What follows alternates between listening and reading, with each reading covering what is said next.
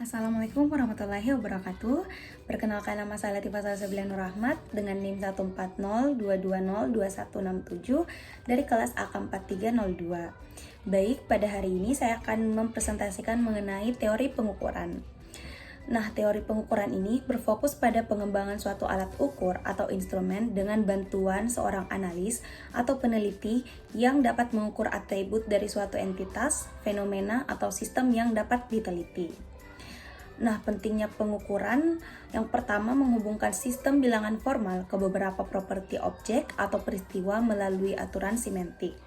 Nah, misalnya aturan simentik dalam akuntansi itu mewakili oleh transaksi. Nah, dalam akuntansi mengukur laba dengan menetapkan nilai untuk modal, kemudian menghitung laba sebagai perubahan modal selama periode tersebut. Setiap pengukuran dilakukan pada skala.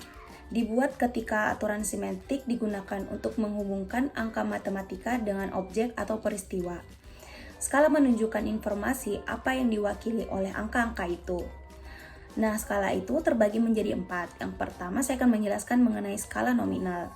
Dalam skala nominal, angka hanya digunakan sebagai label saja dan angkanya mewakili klasifikasi.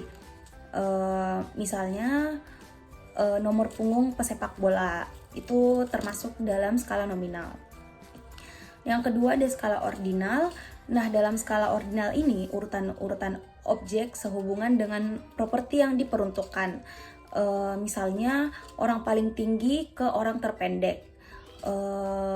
Contoh kedua misalnya alternatif investasi yang diberi urutan dari 1, 2, 3, 4 dan seterusnya menurut ukuran nilai bersihnya. Yang ketiga, nilai interval. Dalam skala interval, urutan-urutan objek sehubungan dengan properti yang diberikan, lalu jarak antara setiap interval sama dan diketahui. Dalam skala interval, titik nol yang dipilih secara bebas ada pada skala. Misalnya skala suhu Celcius. Misalnya contoh kedua, akuntansi biaya standar, itu termasuk skala interval. Yang keempat, ada skala rasio. Nah, dalam skala rasio ini, urutan-urutan objek sehubungan dengan properti yang diberikan interval antara objek diketahui dan sama. Nah, pada skala rasio harus memiliki nilai asal yang unik.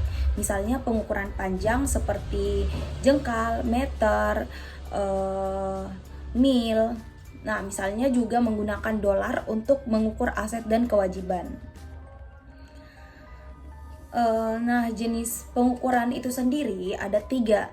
Yang pertama, harus ada aturan untuk menetapkan angka sebelum ada pengukuran. Yang kedua, perumusan aturan menimbulkan skala. Yang ketiga, pengukuran hanya dapat dilakukan pada skala. Yang pertama, pengukuran mendasar adalah angka ditetapkan dengan mengacu pada hukum alam. Sifat dasar adalah aditif, misalnya panjang, jumlah, dan volume. Yang kedua, keputusan pengukuran adalah pengukuran terpilih yang bergantung pada pengukuran 2 atau lebih besaran lain. Nah, tergantung pada hubungan yang diketahui dengan sifat dasar. Misalnya pengukuran densitas, pengukuran pada pengukuran massa dan volume. Juga misalnya pengukuran laba tergantung pada pengukuran pendapatan dan beban. Yang ketiga, kuasa pengukuran. Kuasa dalam ilmu sosial termasuk akuntansi berdasarkan definisi bebas, misalnya keuntungan. Banyak cara di mana skala dapat digunakan. Banyak cara di mana skala dapat dibangun dapat menyebabkan tingkat kepercayaan yang buruk dalam skala. Misalnya ada ratusan cara untuk mengukur keuntungan.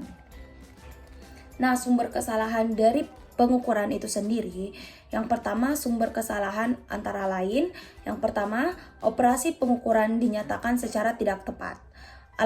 Yang kedua alat pengukur. Yang ketiga instrumen. Yang keempat lingkungan. Yang kelima atribut tidak jelas. Yang keenam risiko dan ketidakpastian. Kita perlu menetapkan batas kesalahan yang dapat diterima. Baik, sekian dari presentasi saya. Mohon maaf bila ada kesalahan kata.